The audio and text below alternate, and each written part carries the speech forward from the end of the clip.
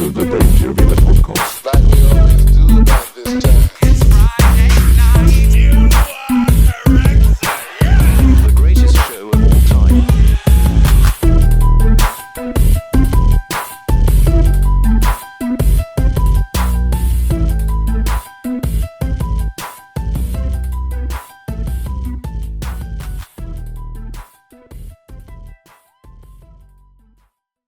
Yes.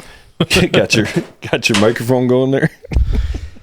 I'm working on it. Real pro setup here. Hey man, thank you so much for fucking coming over. Yeah, brother. Absolutely. Thanks for having me. Yeah, you're welcome. So this is Matthew. Do you say it Marquez or Marquez? Or how do you say your last name? Marquez. This is Marquez. Okay. I don't want to. He's there, Peggy Hill. Marquez is what they say in the doctor's office. I don't know. I don't want to say it wrong. You know, I think the best way is just to ask. Yeah. You know, like, Marquez is what they say in That's like what I thought it was. But professional places. They'll be like, Mr. Marquez. if I said it one way, it would be the wrong way. I would have corrected you anyway. I would have corrected you anyway. Yeah. But I don't That's the last thing you want to hear before like a triple bypass. You're like, this whole Mr. thing over Marquez. so I can just be like, it's Marquez. Excuse me, sir.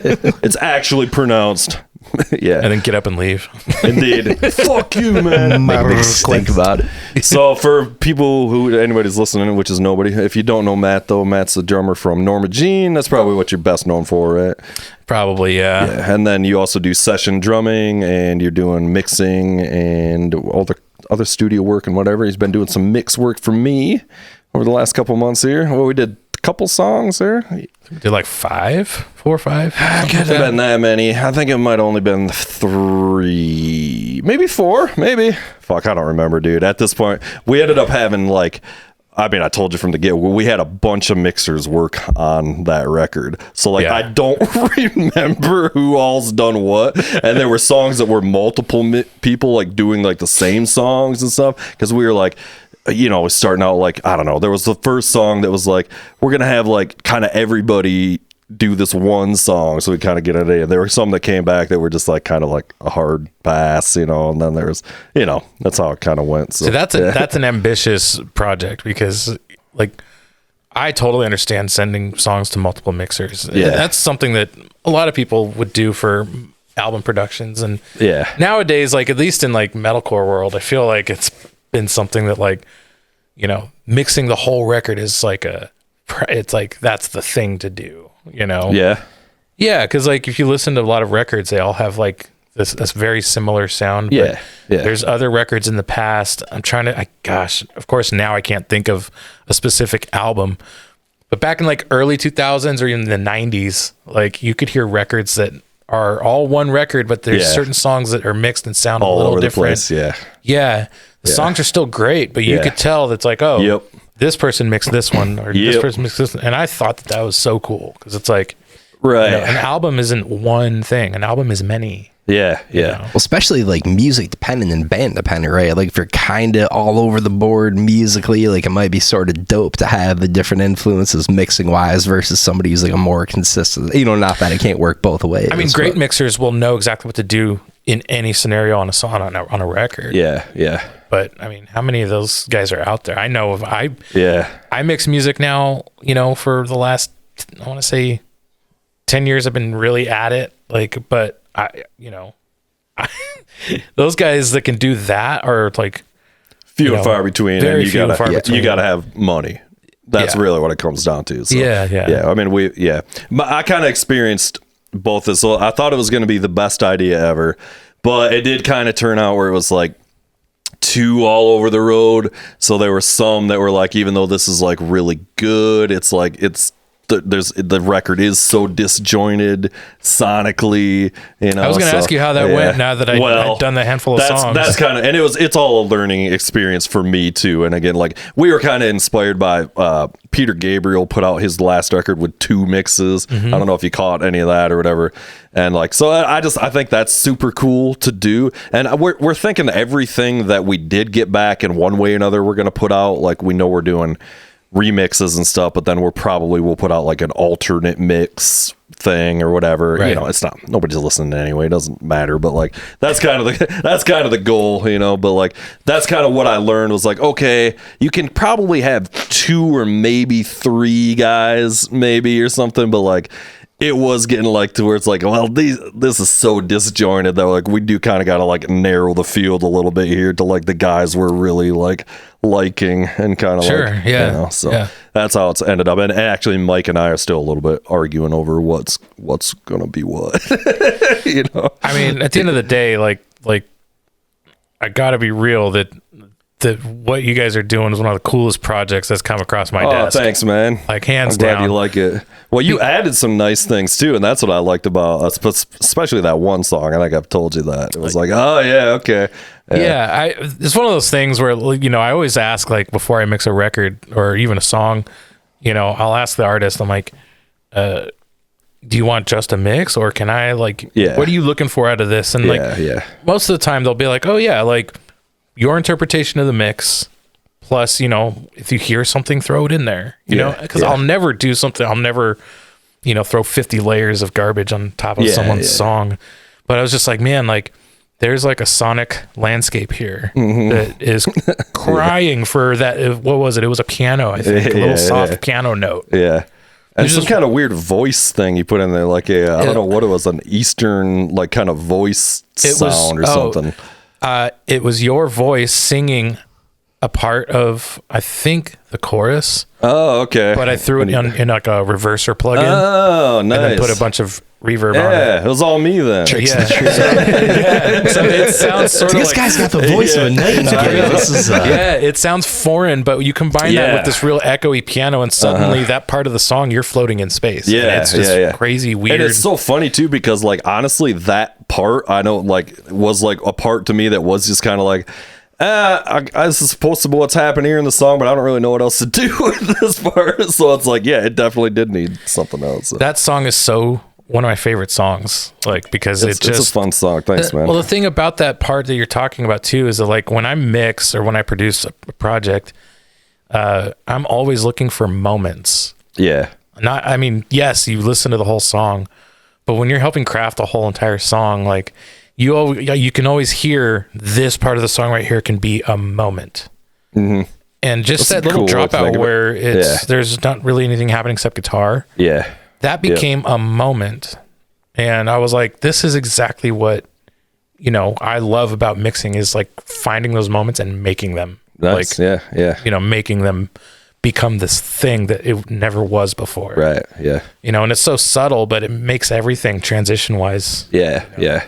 Yeah, I think a lot about impact. That's one of my big things. And that's maybe more in like arranging, and, you know, like I rarely mix my own stuff. I try not to anyway, when I can avoid it, you know. But it's like, what in the arrangement, like what are the impact points, you know? So that's definitely a big one there. So, like, creatively from that standpoint, how closely is that scratching the itch to playing music? Like, obviously it's a different thing, but you're still kind of like, I assume, engaging that part of your brain. You're getting after stuff musically. Like, is it a similar kind of rush? Is it way different? I guess, like, for lack of better words, it feels like you get to create everything, not just your part in it. You know, like, I'm a drummer. Right. I'm not a guitar player. I'm not a piano player, but I am well versed enough in music to be able to create these things, you know, at the desk. Right. And so, like, if I hear, for that example, it was a great idea to drop the music out and have a guitar there. But I was just like, man, like, what a moment this could be if there was this thing and that thing. And to actually execute it and then hear it back as part of an entire song, that is the same feeling as like getting on stage for me in front of, you know, 10,000 people at a festival and, you know, playing their favorite song. That's awesome, man. You know, are you mixing you guys' own stuff too, or are you sending that out to other people to do? Well, the band, we always go to other producers and they mix, but there's a certain aspect of stuff that we are doing coming up where I will probably be taking on some mixing, which is really exciting because I've always wanted to, like, just take a go at mixing Norma Jean, because the wild thing is, like, I could mix the bands I've worked with in our local area, or, bands from Florida have sent me their stuff and I'll mix it, like other states.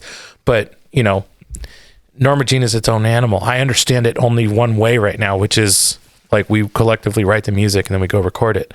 So to do all that, then sit down and have a different objective of like, all right, now making all of these elements remaining Norma Jean. That's what I was going to ask next. Like, I wonder, because intuitively it feels like, okay, these are our tunes, like, it intimately. So maybe you've got like that perspective, but also coming in from that outside perspective and like seeing, as it were, somebody else's tunes and kind of getting at it from like a fresh lens. That also, I feel like, puts you in a position to be so scared to break boundaries.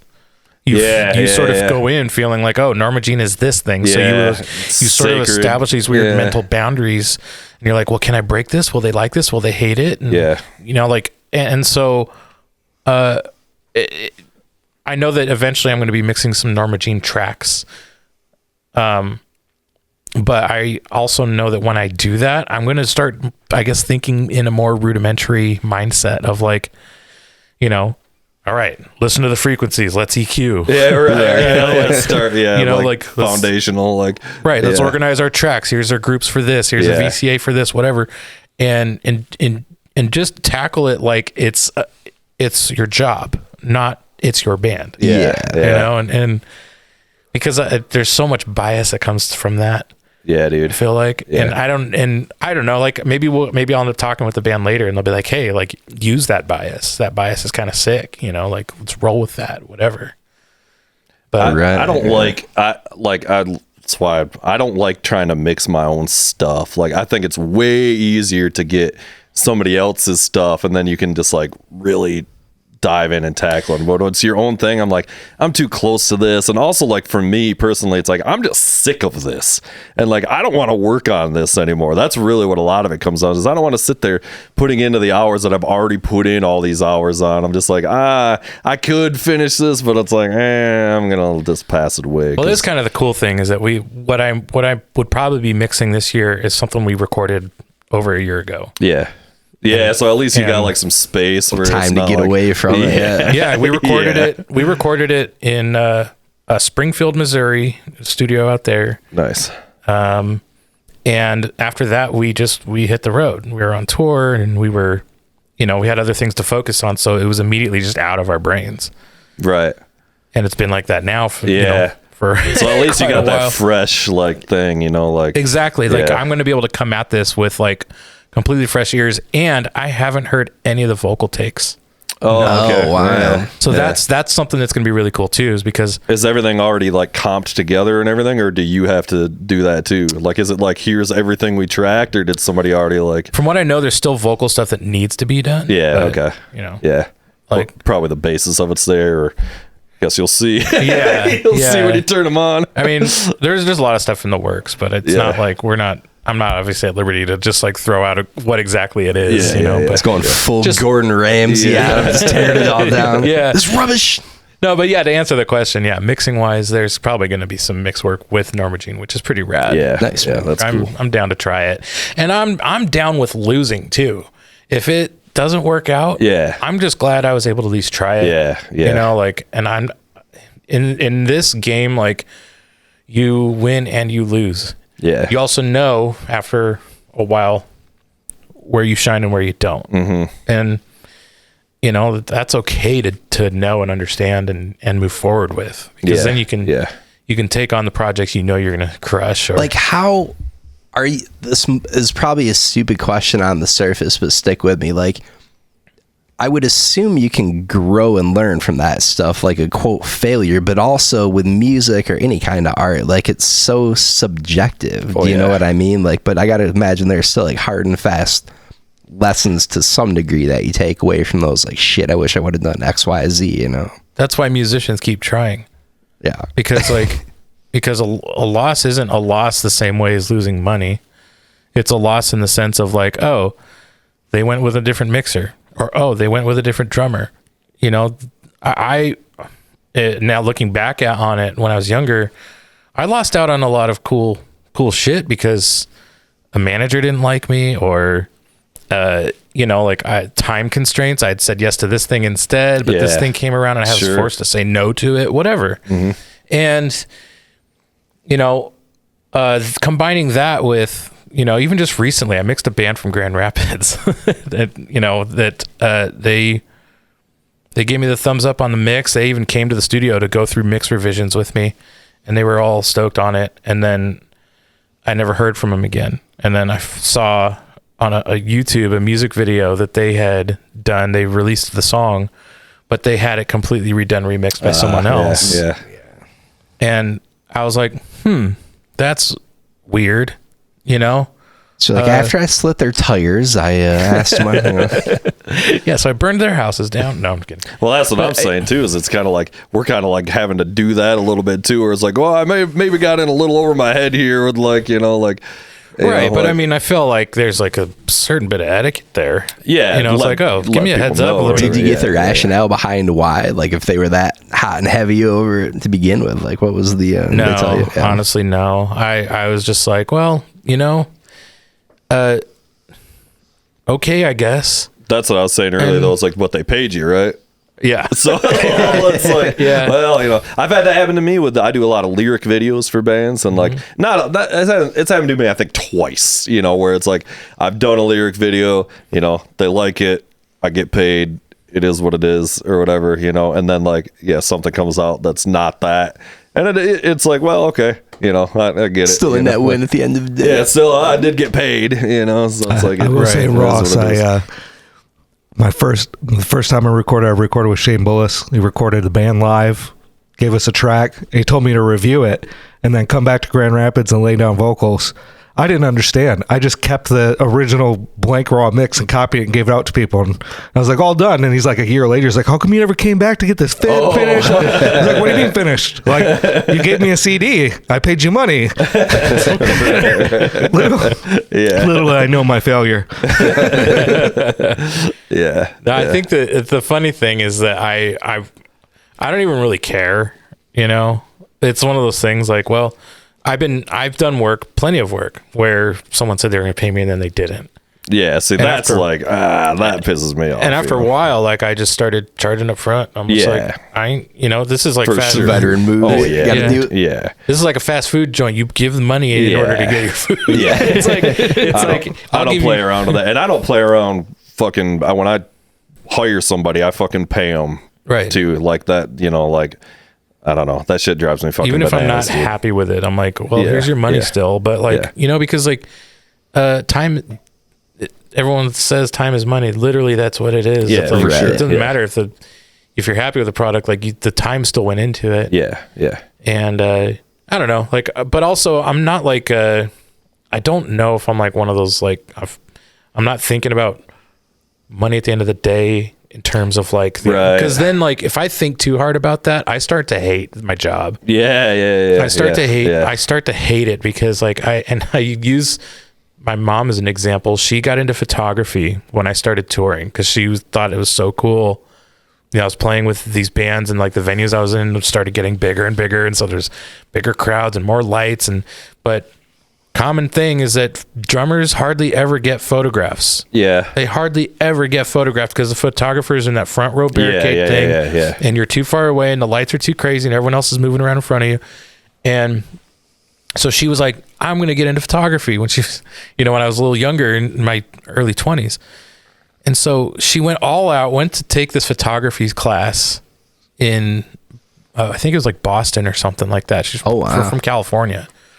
And takes this class, comes back and like starts photographing stuff, and she gets all into it.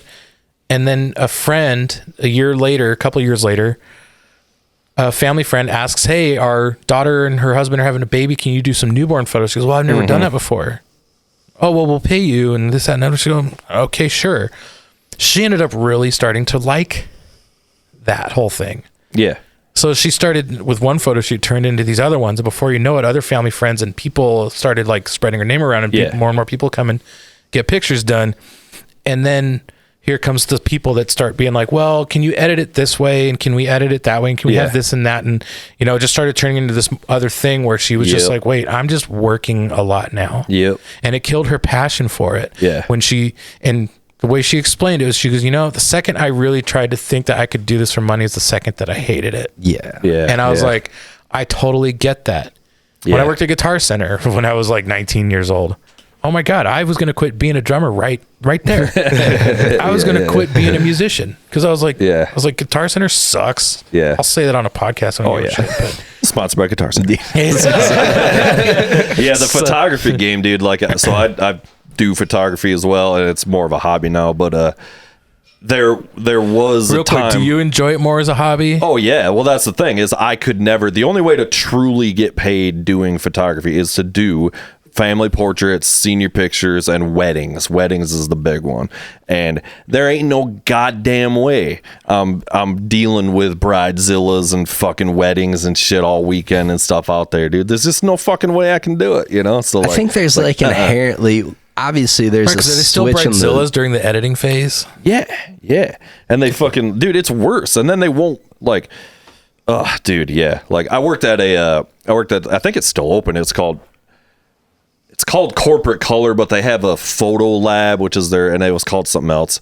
It doesn't matter. But what I was doing in that job was doing all these like proof books and shit, you know, like what proof books are and everything. Mm-hmm. So like I was the one that was like physically putting this together, but like, and I was just a peon there, but like we dealt with, I mean, I was watching other people deal with the craziness of like, and this is just at like the proof book stage. This is to order your photos and shit. You know, it's like, oh, dude, like these people are such a high insane. tension environment. You know, like everybody's on edge, getting ready for the wedding, and everything's got to be perfect. And the photos are the memories that are gonna last a lifetime. And it's like, God forbid, if something goes wrong, I can't imagine the fucking nobody can remember any of it. Well, we had Tim Motley, the photographer, local photographer, on, and he just done tons of weddings and shit, and he was telling us great stories about the crazy shit he experienced, the good shit. And one of the stories actually was about a Mexican wedding, about fucking these two guys getting in a knife fight or something. You remember? Crazy. But he was also talking about the fucking, you know, the bridezilla, whatever aspect of that, and it's just like, I couldn't deal with that. I mean, in any job you have to deal with your clients, you know what I mean? But like, nah, the wedding thing or like baby photos and shit, and it's just like, no way. No 100 plus drunk people. Yeah, it'll go great. Yeah. I mean, I'm sure some are fine, but when they go bad, they really go bad. I just saw a thing that was so it was like it was probably on Reddit, but like I see it on Board Panda, and it's like this photographer, they wouldn't let him eat. They wouldn't give him a plate at the wedding, so he deleted all their photos and left.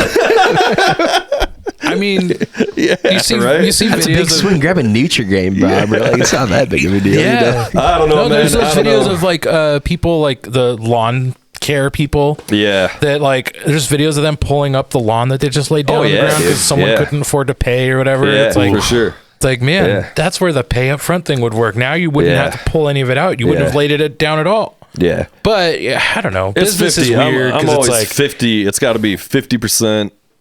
50% up front, 50% upon completion. Yes, like this is fair. Yeah, you know, like it's fair for everybody. That's what I usually do because I'm like, give me something. Oh, for because, sure. Like, you know, the time starts. You know, yeah. I don't know. This is one thing that I won't let go of though. Like I'm trying to like, you know, I don't want to be the most famous mixer in the world. I don't really care about that. Yeah. Like, I just want to help people write good songs or like even just make their good songs sound great. Yeah. But one of the things that I'm like really crazy about now, like more determined than ever is just drumming. I've been a drummer my whole life. I've only been a producer, a paid producer for like the last 5 years. Yeah. You know, it's like, like I've been a drummer for, you know, since I was, let's see, I'm 40 now, but I started when I was 9. Yeah. You know, it's like, and, you know, I've never lived where the band lives. So because of that, I've never been able to play every day. I've just existed as magically somehow as Norma Jean's drummer while living in a place where I can't play drums. And all I want to do is play drums. Yeah. So that's, you know, we talked before the podcast about how I've got a drum space now. I'm getting a new drum kit and like all this. It's like I want to play every day if I could. And I want to record drums for as many people as I can. Right. I've been hired by other producers. I've done like 20, 30, probably 30 albums for other artists. So it's like I know how to play. It's like, but if I can't play every day, I'm literally just going to be the same one-trick pony that I've been for for anyone. And it's like I love what I do with the band, but I'm also just kind of like I know I could be better still. And dude, playing every day makes all the difference. This house is the first time I've really been able to have a drum set really at my house since when I moved out of my dad's house, and being able to play like 10 minutes, literally it's 10 minutes a day is, it's just get home, play a little, and it's just like, but then like you'll notice after like 3 or 4 days of doing that, you're like way better on that fourth day just from like in just 4 days. In just 4 days of doing 10 minutes a day. And I got to thinking about it. The fucking joke in my mind was like, back in like band, I was in like school band, is they used to make you, or it was like you have to practice 20 minutes a day, and that's all you had to do. And I was always kind of like, back then I was like, 20 minutes a day, that ain't gonna do shit, blah blah blah, and I wasn't doing any of that, but like I was like, oh, that is really all it takes. That's really all you actually have to do is play 20 minutes a day, and you'll get way fucking better in like no time. I didn't really understand that until high school, because like the school I went to for music was so nationally competitive. They had certain requirements, and they had their way of doing shit, and you had to get on board with that, or you weren't going to be doing it. It wasn't just sign up for band and play music. It was like like where'd they you wanted go to people high that gave school? a shit. It wasn't here in Michigan, was it? No, it was in California. Okay. It's a high school called Etiwanda. We competed against a lot of Michigan bands. Plymouth Canton was kind of like one of our biggest competitions for like the national championships and all that. But like we but yeah, that program was like there was several schools in our area, and my parents knew if I wanted to keep playing music, they wanted to make sure that I went to the school with what they felt was the strongest program. And sure enough, it was. I mean, at the time, like we were getting a trophy every Saturday. It was like, what this is. Did you enjoy like having it be that regimented? Like, did you like getting those reps every day, or did it ever start to feel like a chore? Like, God damn, I gotta do this. Looking back on it now, I actually I liked it back then because it was heavily regimented, but they still obviously it was school, so like it was still a fun thing, a very memorable thing. But looking back on it now, though, I enjoyed it a lot more because I now remember seeing all the other bands that weren't like that. And they weren't the ones winning trophies. They and they I don't know, as a grown up now, I look back at it, I'm like, well, everyone gives their best, but honestly, like there was something to be said about that program, the staff that were there, and like the kids that were that joined the classes and did the rehearsals, because we did I think it was like an hour and 20-minute rehearsal in the morning before school, every Monday through Friday. Then on Mondays after school was a 3 to 5 rehearsal for drumline, and then Wednesdays was 3 to 6 for the band, and then Fridays was football games, Saturdays was tournaments. We were booked. We were busy. We were always rehearsed, and idle hands are the devil's work, as they say. It was kind of crazy, and that's where I started learning and realizing, if I want to be serious about playing in a band, I can't waste time. Out of high school, I started playing in bands. Everyone was like listening to, everyone was discovering Norma Jean back then, and the Chariot, and I was way into bands like The Bled and Seosin and like stuff like that. But I loved Seosin. Seosin was great. And at the time, I was in a band with guys who gave a shit. They wanted it. They were hungry for it. They wanted to be a damn good band. And so I was like, this is it. This is great. This is awesome. Over the years, that band split up and things went wrong. And, over the course of this band or that band. And I found myself working sometimes with musicians that's like, you could tell that I was the band nerd And you can tell that you can tell that they skated by a garage as a kid one day on their skateboard and saw someone playing a guitar and thought that was cool. Yeah. This might get me laid. Right.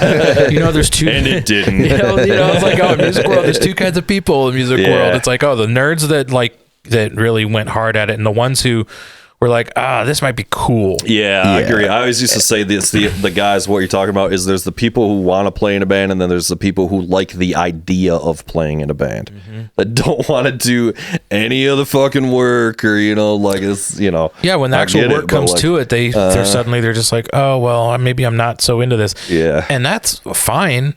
Yeah, but make room for someone that exactly. in that band that, or when they say they're into it, but then they again don't actually show up. You know what I mean? Like literally and figuratively. You know what I mean? You got to have dudes that are on the same page if you're going to be in a joint pursuit of any kind, right? Like if you got somebody that's just looking at it from like a hobbyist perspective, and everybody else is super serious, like that's going to be a problem when you got that conflict of interest going. Especially if you're a touring band, because suddenly that person might be on tour when they absolutely don't want to be. Then you're in a van for 8 hours with someone who's probably miserable. Yeah, who's not having a good time. Yeah. And then they go and they play the show and they do fine, but then afterwards it's back to that same crazy energy that you're stuck with all day in a van or in a hotel, and that sucks. It sucks. It's bad. Yeah. And I've dealt with that on the road. I've dealt with people that think because they got to this point in their career that they don't have to work anymore. Do anything anymore. It's like what is this here? What is going on? Yeah. Well, like it's something music where the vibes of the other guys matter so much. I guess it's got to be such a detractor when you're trying to create new tunes and do new stuff, and you got one guy that just hangs over the whole thing like a fucking pall. You can't. It's like that's fucking death. That's the death knell to creativity, isn't it? One of the things in touring world with all the bands that are like full-time touring acts, one of the things that they all share in common when it comes to like getting a new member or even just having a fill-in, like a temporary fill-in. Most bands will just do a temporary fill-in because it's like that guy might leave in a year. Do they want to keep announcing and arrivals and departures of members in their band? That kind of sucks. Yeah. But one of the things, the number one thing isn't usually how good are they at their instrument. Can you learn the songs? Cool. And most people can learn a song. Can you write? Maybe this person's not really a writer. They're a performer, and that's fine. Yeah. Or maybe they're a sick writer, and it'd be cool to have them in a writing session. But the one thing on top of all of that stuff is, are they a good hang? Yeah, 100%, dude. Like, are they a good hang? Like, are they cool to hang out with? Can we? When you're sharing a twin bed 6 months a year on the road, like most of guys that gets along with That's how the corporate world works too. It just happens on golf courses. Oh, dude. Yeah. I worked as a manager for a while. I totally get it. But we had to. I was in charge of hiring people one time, and some of these people, I was like, man, they meet the qualifications, but as a person, yep. Doesn't fit the culture. Well, that's true. Yeah. That's true. This guy seems wildly incompetent, but he does have that Says and t-shirt on. So, you're hired. They said that about that. Actually reminds me of they said that about making the Lord of the Rings movies. As he said, the number one thing about hiring all those actors and everybody was they have to be a good person because they're going to be stuck together in New Zealand for 2.5 years. And that like always like kind of struck with me. Is like, that actually kind of makes sense. Like you're really going to be right on top of each other. That does. And I honestly, no group, when you do anything in groups like that, nobody's immune from that. You gotta all sure. You gotta all love hanging out. Even on the bad days, how do you handle bad days together? How do you handle good days? Yeah. The people you surround yourself, it really matters in life. It's a big deal. It is. Sure. Well, when you're on the grind, especially, no matter like if it's a business thing or if it's a music thing, like when you're really going at it, like you're gonna go through the wars, man. You're gonna be in the trenches together. So like, and last year we did almost 11 weeks of touring. We had like a week off in between, like 4.5 week legs of tour. It was like the longest on the road we'd been in a long time. And at the very end of that, getting home with about a month to spare before Christmas, the last show, everyone was like, normally everyone it's possible that people can be at each other's throats and like very sensitive to stupid shit. Yeah. You know, someone farts in the van, like change your fucking socks, right. asshole. Instead of laughing, they're getting mad about it. Yeah. You know, something like that. But like, you know, the spirits and company was just so positive, and I observed that. I was like, this is kind of cool, because even though we are all tired, we are all exhausted, and yes, everyone has had days where we get off that bus because everyone's in a bad mood, or where's the coffee? You know, where's the breakfast? Like whatever. No one took it out on someone else, really. It was always still just everyone did their job. They did it well. The it's huge. band and the crew. We had a great crew, and everyone really just stuck it out and was like, you know what? We did it. And at the end of the whole tour, everyone was like, fuck yeah. Yeah, you know, for like, sure. Yeah, it's killer, man. And I think we're getting to a point too, and maybe you'll think this is right or not, but like we're getting to the age where like probably everybody that's made it that far, like you guys are doing, you're to a point of maturity where like there's probably a lot of people that have fallen off by this point. So like at this point, like it's probably the people that are doing it are the people that really want to be there. And I'm not saying there's probably not fuckheads out there or whatever, but like I don't know. Do you think that's right or not? it's very right. Yeah. And it's not even just like I mean, I'll say this, it's not completely about just idiots like who go let themselves down on the road. Yeah. Sometimes people go out, that they have to go out there and realize that maybe that's not their thing. Yeah. And I totally support if that's not your thing to do. Yeah. My thing is like, if you keep fucking doing it, Yeah. and you don't, when you don't want to, and you're making everyone else miserable, Right. that's when it starts to suck. And that's Yeah. when, you know, that's when, I mean, this happened like back in 2011.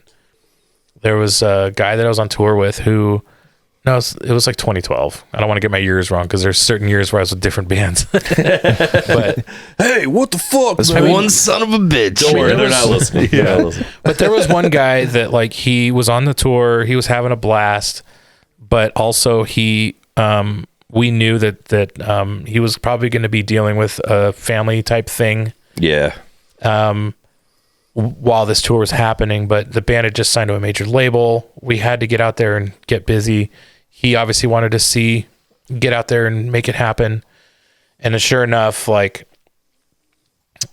he, at the end of the tour, he came home and told us that he was going to be staying home to take care of family stuff. Yeah. And then, we got an opportunity to go overseas, and, after he told us, basically he was just going to be, he didn't think touring was for him anymore. But then he heard about this awesome opportunity we got. We already found a different guitar player, and it was like, whoa, what? You got a different guy? Like, what? And it was like, hey man, sorry about the confusion. Bro, you're out. Sorry about the confusion and all this other stuff. But like, what I learned from that whole scenario is, and I love everyone involved in that story regardless, but what I learned from that story is that the band has to move forward. Yeah. The band has to move forward. And I know this now, especially now, like after that was 10 years ago, 11, 12 years ago. There's been plenty of similar experiences over the years. The band has to move forward. Yeah.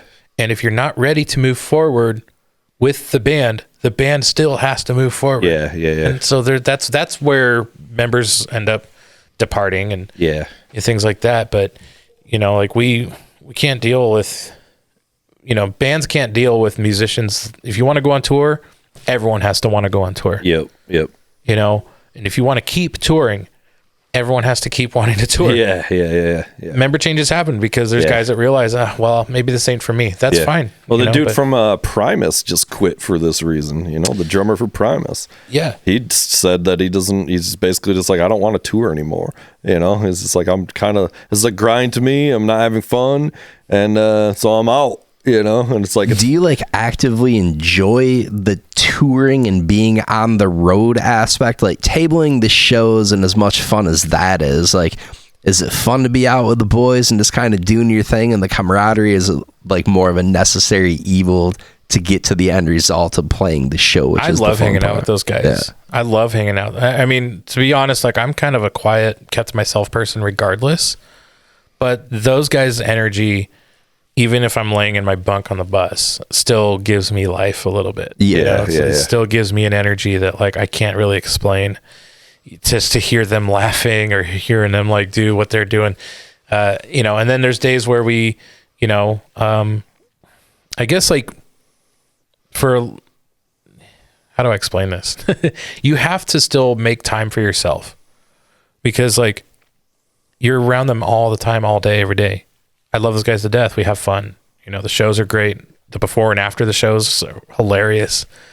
But sometimes, like everyone in that camp, if you have like 10 guys on a bus, you still got to go get coffee by yourself sometimes. Yeah. You decompress and be with your thoughts for a minute. Yeah, because like you don't get to go home at the end of the day and do that. Yeah, you're just there with all those people still. When you go to bed, when you wake up, sure. When you go on stage, when you all stop at the same gas station for a bathroom or something to eat. You're all eating the same place. Everything is just like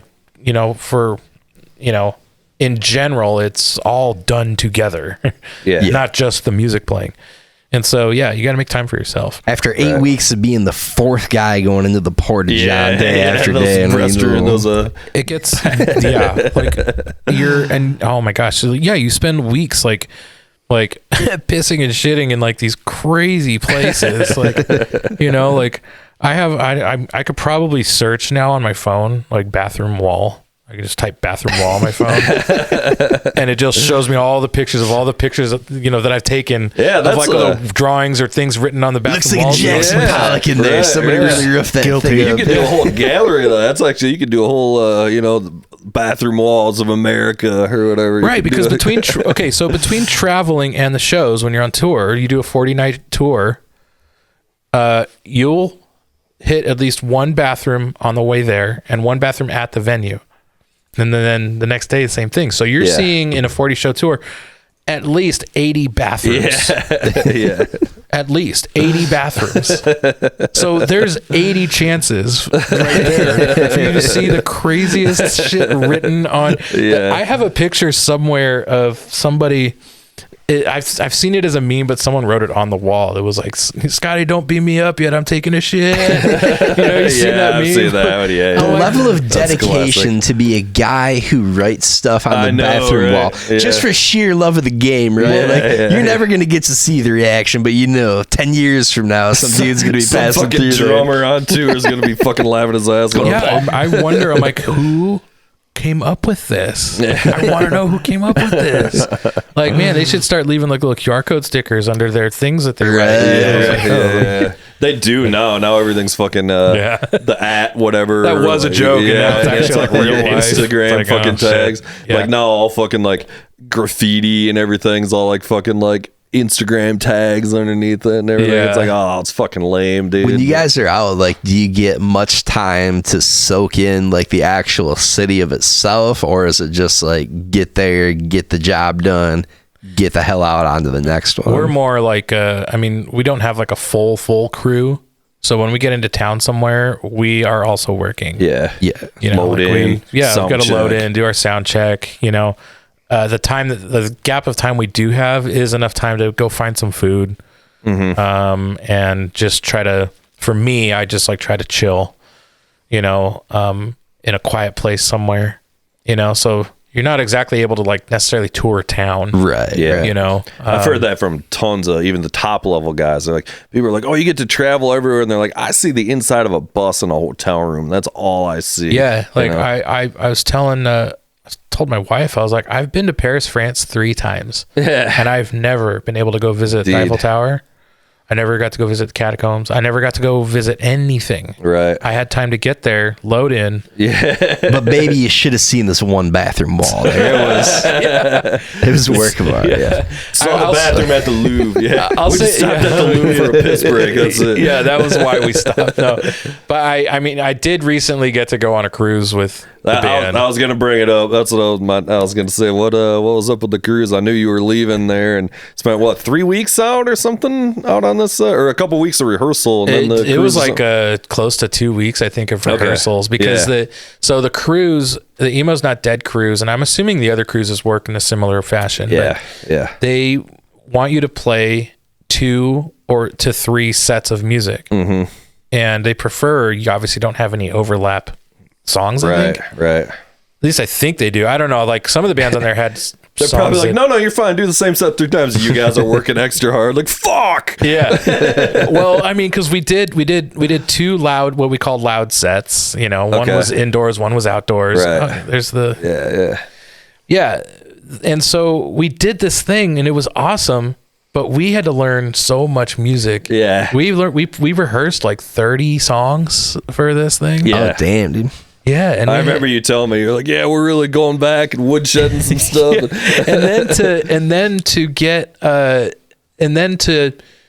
So we did the rehearsals and we learned all these songs and we have all the sets organized. And one of them was like the soft acoustic ambient type thing. It was sort of, it was called Mostly Unplugged because like there was acoustic guitars on stage. Yeah.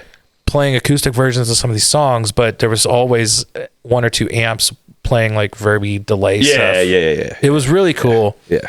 We'd never done anything like that before. It was so sick because like it just went so well. Did you do like a little kit or like what'd you do? I did a little 4-piece kit for that with some brushes and, you know, like, and tried some to be rods or something. Yeah. Tried to be kind of loungy about it. Right.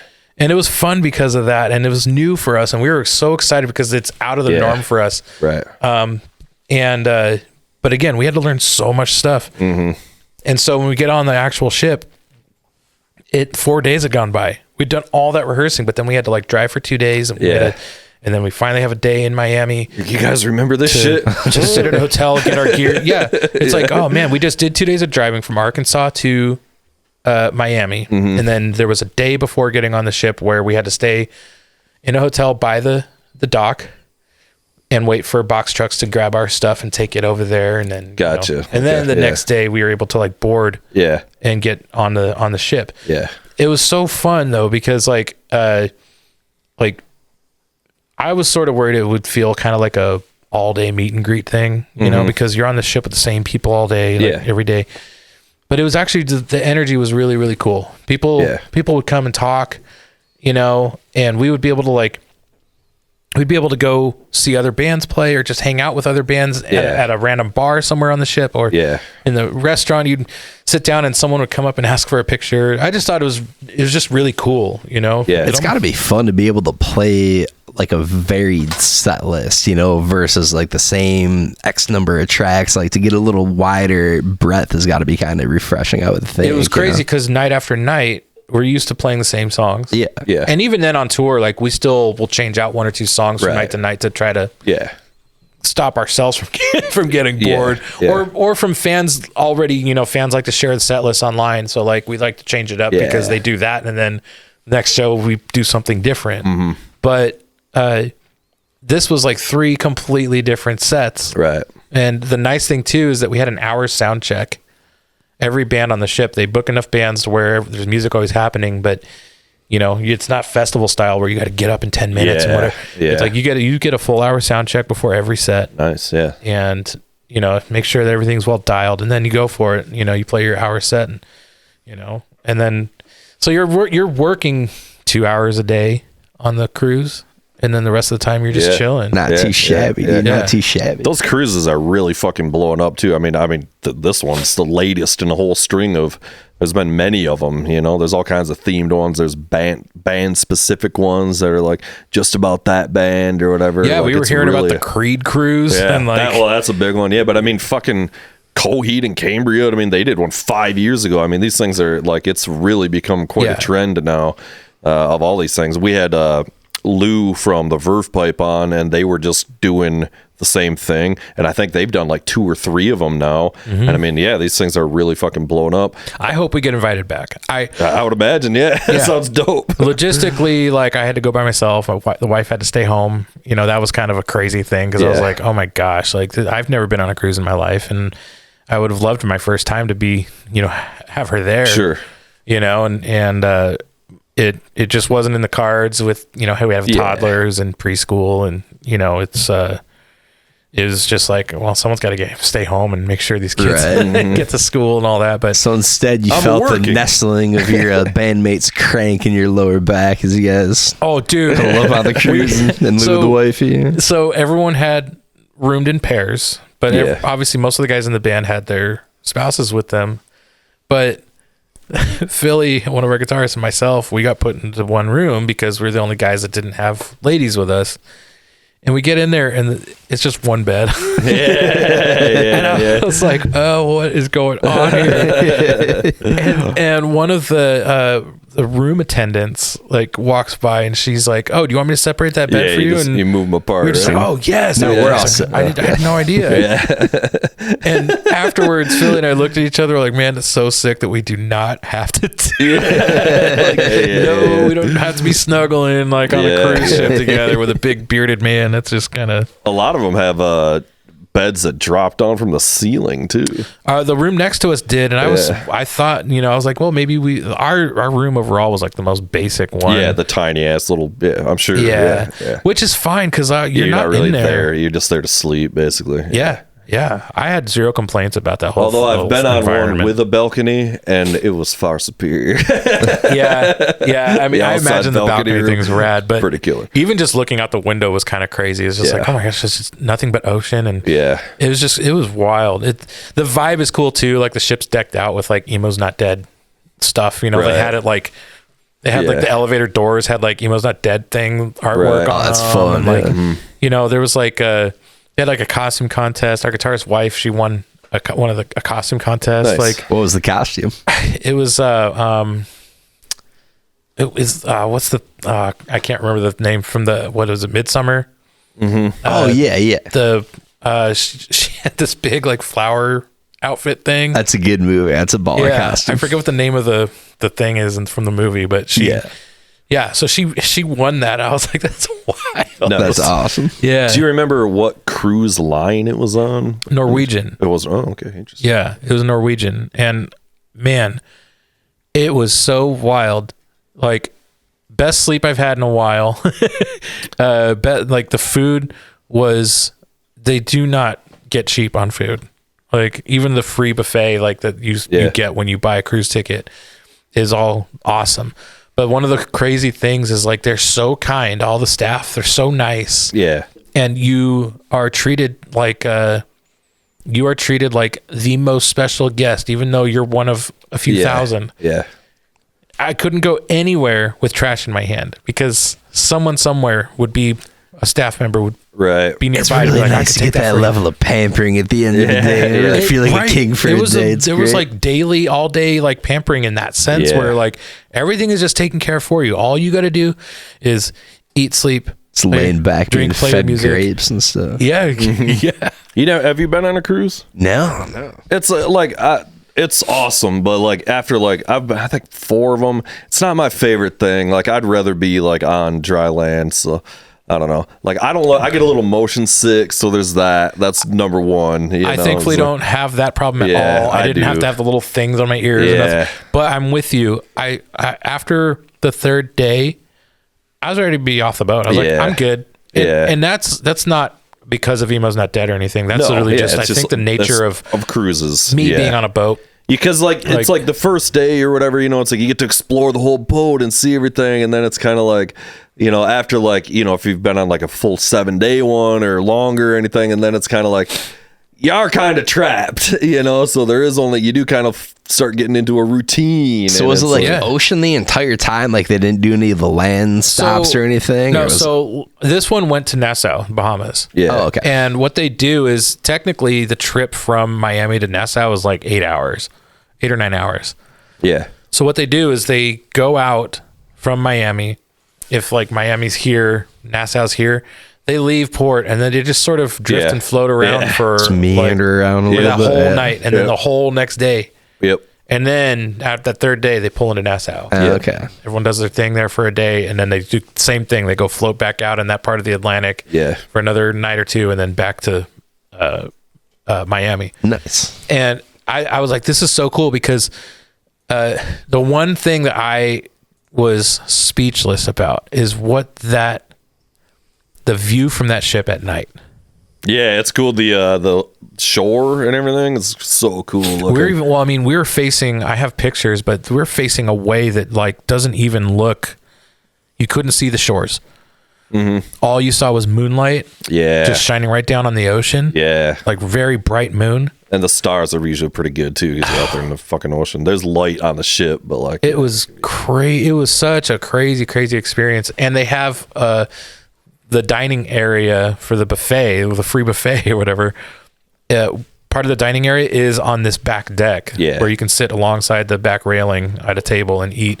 And I was surprised that place wasn't packed with people, because I ate every single meal there. Oh, that'd be the place to be. Yeah. Morning, cool ocean breeze. Yeah, morning, baby. evening, nighttime. I would sit there and be like, all right, this is where I'm having my custom made hamburger. Yeah. Whatever. Yeah, you no do free not plugs go for hungry on Norwegian these, here, dude. It was crazy. It was That rad. does pretty fucking nice. Yeah. I wouldn't do a cruise ship longer than a few days. Yeah, that's my thing. Like, but I would do a cruise. I would do a cruise every year if I could. You know what I mean? It's like I'll do a cruise every year if I could, as long as I can just make my time short there. And I've been on ships exactly like that. Well, I've never been on a Norwegian one or whatever, but they're all pretty much the same fucking thing. I mean, we also had some extra special perks there because, like, we were one of the bands. Yeah. Like, there's like plenty of staff members who like help you, not just with your bags, but all of your music equipment that you're bringing on. Yeah. Because we would use backline cabs and drums, but everyone's still bringing guitars. I brought cymbals, snare pedals, all this stuff. And so we would get there and we were able to board the ship before anyone else does. And like when everyone was ready to. That's nice, because those fucking lines, man. Holy shit. The regular cruise, dude. The lines on and off are insane. And a normal cruise takes forever, dude. It can be like 4 hours. We dude. thankfully were able to just skip all of that. Yeah. It's like waiting in line at like one of the big like roller coasters or some shit at Disneyland, man. Like a 4 hour That's excruciating. with your bags and everything, kids.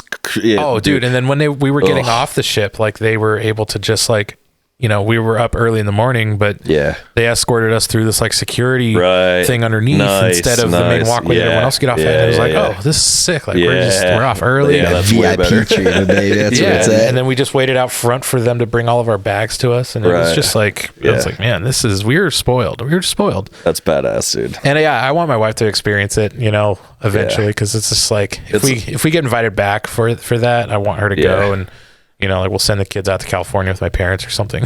Right. I just like picturing though, you get fucking some heavy waves. Like I've been on some pretty stormy seas on a couple, and like it's fucking crazy. And I'm just thinking like your drums and shit up there and everything's just like fucking screwed over. You're like, yeah. So one of the shows that we played was, I think it was on deck 7, which is sort of like in the middle, like height wise of the ship, because there's 12 decks or 13 or something. But like the ship really started going side to side at the start of our indoor set. Yeah. I was like, man, I can really feel this right now. Yeah. And anyone else that was on stage, if they like brought their head up and tried to go back down and stuff, they felt this weird wooziness. Oh yeah. And I don't love that. Well, yeah, and they explained it. They're like, well, because this cruise is a 4-day cruise, because they do all that little just drifting in the middle of the ocean thing. Yeah. They're not going as fast enough for the actual stabilizers on the ship's hull to do their job. Okay. That's what I was going to say. I thought those ships were so big that they were just kind of like... They have stabilizers and shit, but there's nothing big enough that won't be affected by the fucking ocean, dude. Yeah. There's a guy that, like, one of the stagehand guys, he does cruises specifically only. He does, like, the music cruises. Right. But he was explaining, is like, like the ship has to go a certain speed for those stabilizers to work. Right. And right now we're not doing that. And so for the night, the ship is just going to be. Yeah. Damn, that's wild. Yeah. It was crazy to try to. I mean, we thankfully didn't experience anything too bad, but I experienced it worse than that when I was overseas on a ferry. Because the European ferries are kind of like cruise ships, like mini cruise ships. You have cabins, you have. Restaurants and the whole thing, and then underneath is a place for cars to park. But we did like a 2-day I think it was like 2.5 days on a ferry from like Finland to Sweden or something crazy. Right. And I woke up middle of the day because my sleep schedule was so fucked up from all the European traveling. Yeah. I woke up the next day. We'd left at night on this ferry. We each, we had our own little cabins. I get up to get lunch, but I wasn't woken up just on my own. I was woken up to like just loud slamming. The ship is like going like this, and I'm like, what is going on? I run up top outside to see there's literally just icebergs just like being smashed up against full Titanic treatment. Yeah, and they're just cruising through like it's nothing. Dude. I was like, it's like, what this is. Haven't you seen the movie? Yeah. God. And I look inside and that time I was getting a little like woozy. Yeah. But I look inside the restaurant and people are just eating like it's no big deal. Dude, I got sick on the fucking dude. ferry going across Lake Michigan. Like, it's getting worse for me. My like motion sick stuff, like the older I'm getting, like, and I think it's some sort of like inner ear. That's all it has to do with your inner ear. And like, I've been wondering if it's just from fucking years of abusing my ears. And I'm not terrible about it, but just drumming and headphones. And I'm like, is this just like fucking up that kind of like thing too? Have you always Seems like more of a labia imbalance. Is probably the sand in my vagina. I get it. Dude, I told you to put that tinfoil in that hat. Yeah. You gotta protect that. It's all them 6-7 G's, bro. Indeed. Although as soon as you mentioned that too, everyone was like, "Oh, just rip it yeah, out. that makes sense." And this is my bullshit theory. I have nothing to back this up. I have not looked it up. I've done no Googling. This is my theory that my ears are getting worse or something, so it's creating more motion sickness. And I'm going to stick to it. Is it medically sound? No, it is not. Is it based in reality? Absolutely not. This is the tenuous, questionable It's the theory. Vegas That's nerve. my I only believe that because I wear hearing aids, There you go. and I had episodes in the past where I felt like my hearing could mess with things like my equilibrium, Yeah. and it can, because there was a while where before I was able to get fancy in-ear monitors, I would only just wear one earbud for a click. This other ear would be completely exposed to everything. Yeah. Oh, And a producer in LA warned me when I went to record in that studio with him. He's like, don't do that. Yeah. Let's dial in a mix for your headphones that works for you. He goes, I promise you'll be saving yourself if you stop doing that. So I was going to ask you, I'm like, have you done that in the past where you've just lent one ear to... No, and I never, like, I've been playing drums my whole life, but I never really drummed in a band, like at a level where I was drumming in a band like all the time. I was always either like playing guitar or singing or whatever. Yeah. But playing guitar, mostly from singing, when you have earplugs and you can't hear your vocals, like, so like a lot of the time I was leaving my ear protection out even during rehearsal and shit so I could sing better. And this was, again, like in-ear monitors for people at my level didn't really exist at that time. Right. I mean, like, it was like in-ear monitors were for the pros, Now anybody can just buy in-ear monitors and shit. But like, so we didn't have any of that, So like, I was definitely like leaving, not wearing any ear protection at all, like rehearsing super fucking loud and playing shitty clubs, playing way too loud and all that shit. And I mean, I fucked up my voice from this too, like singing through shitty PAs. You can't hear yourself. Singing way too hard and everything. Yeah. So so I don't know, but still, I mean, like, and drumming, I've always worn ear protection, basically, mostly all through marching band and everything, almost all that. Usually all the time playing drums all the time, I'd wear something. That's either. good, because I didn't for a very long time. And a couple of years ago, there was a guy that he's a audiologist. He's a big Norma Jean fan, so he hit us up and was like, hey, I'm going to come down to y'all's rehearsal spot and do free hearing exams and stuff. Or whatever. Nice. and we were like, okay, sick. Like, he's a really nice guy. It's full of energy. Sounds like a lawyer chasing an ambulance. Not to judge. You're entitled to compensation. No, he was a super enthusiastic dude. He works with that company, In-Ears Audio. Okay. He works with them a little bit with like on the audiology side. He has his own practice in Joplin, Missouri. It's called Area Hearing. I'll give him a shout. No free plugs. Unless they're free earplugs from this guy. No, he's a good dude though. I turned it off, sorry. So he came and he started getting us checked out like with like a hearing test. Yeah. And then he looked at me and was like, I'm going to be real. He goes, you could be a candidate for hearing aids. Yeah. And I was like, all right. At first I was like, hearing aids, how old am I? Blah, blah, blah. But Indeed. everyone's like, oh, well, if hearing damage is hearing damage. Doesn't matter what age you are. For sure.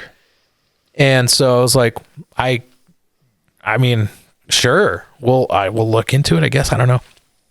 But he got me basically like the full sponsorship through the Gibson Les Paul Foundation. Nice. Wow, dude. really? So I have got like some of the most high-tech hearing aids that you could ever find. Nice. They're With, like, fucking crazy now. They're tiny. insane. Yeah. And like, do you use have Bluetooth and everything? Because they Yeah. got all that now. Yeah. You can just listen to your fucking Yeah, radio or whatever. even, You're like, you can't even tell I'm wearing them. yeah. Yeah. Now that I'm talking about it, I'm like, crap, I forgot. He asked me to send them back because I got to do some updates on them. But yeah, and also that included in-ear monitors from In-Ears Audio, which weren't just in-ear monitors, like with whatever drivers. I think mine have 4 or 5 drivers in them, but they're also tuned to my hearing test. Oh, wow. That's So- crazy. damn. So Yeah. they're giving me back everything that I was missing hearing wise.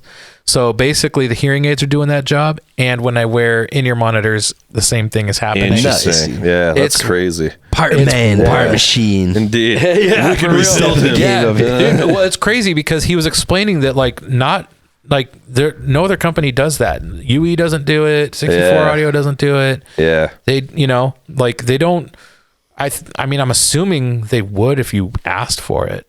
I don't know. I think the technology is just getting better and better on all that shit. Yeah, You know? but it's like one of the things is like In-Ears Audio is like run by audiologists. Yeah, that's cool. Like Yeah. it's kind of it's a whole different animal as far as like I had the custom earplugs made, and they fucking fill your ears with the fucking goop and all that shit, and that was crazy. But I can't fucking find the goddamn things, dude. I've like lost my custom earplugs, and I'm pissed about it. I had a set of custom earplugs like Yeah. long time ago. Same thing. I would need new impressions done anyway. Me too. Yeah. But sleeping with those is so crazy. Yeah. Yeah. I couldn't load the ones I had. It would still push in your ear and like would hurt and whatever. Oh, really? Yeah. Yeah. I mean, the ones I had, it would be like a perfectly flat Yeah. thing, so I can just like sleep on them. I got mine man, done when I that'd was go. 22 or something. So I mean, like it was a long ass time Oh, ago yeah. now. So like I don't even know anymore. But I wore them forever. You know, they'd get all fucking nasty. Yeah. But they had these like they were supposed to be like interchangeable filters on them where you can like change the decibel level and everything. They on 'em. actually have. My wife has a set of them. They're called. Oh gosh, now I forget. I think they're called loops. Okay. Yeah, they're like earplugs, but they have. Yeah, I have a few pair of those. They're good for some people. I'm a big fan of Shocks, the bone conduction headphones. Okay. Oh, yeah. That Yeah. one has saved, I've never saved tried them. me. I know other guys. That one She has has- saved me a lot of anxiety with tinnitus. Yeah, yeah. Like that one really helped me a lot. Yeah, I mean, my wife has the loops, and they're just ear protection type things. Right. They just put them. They're like little rings with earbuds on them, and they just fit right inside your ear, and it dramatically reduces the volume level of your environment. Yeah. Without you, Oh, it's huge. it's kind Yeah. of Dangerville There we are. podcast does not. There you go. It does not speak for loops. For the right price. We will, Misinformation listened to on Dangerville podcast is not. Carry on. Dang, I feel like I'm accidentally plugging too much stuff right now. I'm like, oh, Yeah, we're gonna have to ask you to leave now. yeah. This is over. Well, we should take a break though, because I gotta fucking take a piss. So let's take a little break here. All good. But I feel Okay, good. I've looked like I was 12 years old my entire life, so any hint of You don't have like age any and- gray hair, It's a dude. little bit coming down, a little peppering in there. She was just ripping Little on bit me. of She's salt like, in "You're getting like, I'm getting like the streaks, like the fucking Razo Ghoul fucking streaks down her hair." And like, That's how it starts sometimes. That's definitely how it's starting. I started noticing my gray hair when I was in high school. Yeah, I did too. Apparently, people with red hair get gray hair way sooner. I'm thankful for the gray hair thing, because I also knew guys in high school my same age, 16, 17, that were already almost completely bald. Yeah, I didn't start losing it that early, but I started losing mine in my early 20s when I started losing it. One of our buddies who shall remain nameless, like 17, he was able to grab his hair and fit this. Boom, pull Can I ask you a question about having lost your hair? Sure. I'll do my best. Did it feel like it hurt? Did it feel like life kind of ripped you off? Like yes, 100%. Oh yeah, it's bullshit. Yeah, it's terrible. I figured, I was like, I'm going to ask this. I hope it doesn't kick my ass. Terrible. It's a terrible thing to happen. When you started explaining that it happened in your 20s, I was kind of like, man, that 20s is that age where you're like trying to like, really do some cool shit and stuff, and then you got to worry about that. Like, it sucked. Yeah, it's starting to creep you got back a big dick and a great voice, Ross. I mean, having a 12-inch. I've witnessed both. So, I mean, it's like the Battle of Thermopylae up here. Like the troops are hanging on pretty well, but they're wildly outnumbered, and it's only a matter of time. They're gonna go the way of Gerard Butler soon enough, unfortunately. No, I will say now at least it's you save a lot on haircuts and shit. You know, like that's for sure. Shaving it, you know. yeah. Fucking completely changing the subject here. This is what I've fucking been waiting to talk about all goddamn night. I don't know if you guys heard this fucking news. Are you a Mastodon fan? Yes. Mastodon and their guitarist singer Brent Hines have parted ways. It's making waves in the world of heavy metal right now. So I'm a pretty huge Mastodon fan. So and we were just talking with I think a couple of times on the podcast with a couple of guests. We had a conversation about we were talking about bands that like there's certain bands that are like, it's kind of like one dude and his guys, and then there are bands that it's like if you lose one guy of this band, it's not the same band. We were talking about, and one of the bands we were talking about was Mastodon, is a modern band that I feel is like that, where it's like it's four guys that are like all equal, and that if you lose one of those guys, it's not going to be the band anymore.